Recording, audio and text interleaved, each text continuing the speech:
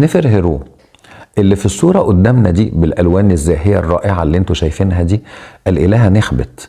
نخبت هي الإلهة الحامية لمصر العليا. ده بيوازي الإلهة وادجت اللي هي الإلهة الكبرى وهي الإلهة الحامية لمصر السفلى. نخبت هي أنثى طائر العقاب. زي ما انتوا شايفينها كده بين قدميها في ايه؟ في حاجة مدورة.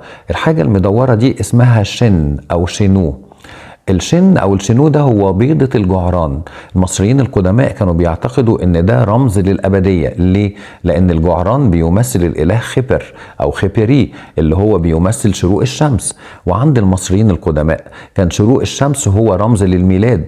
عودة الشمس للشروق في اليوم التالي هي رمز للبعث، يعني ده رمز للحياة الأبدية. الملك علشان يحتفظ باسمه خالدا كان بيكتب اسمه جوه هذا الرمز اللي بيشبه بيضة الجعران، بس كان بيطوله شوية وبينتهي بربطة أو فيونكة من تحت. ده اللي احنا دلوقتي بقينا بنسميه الخرطوش.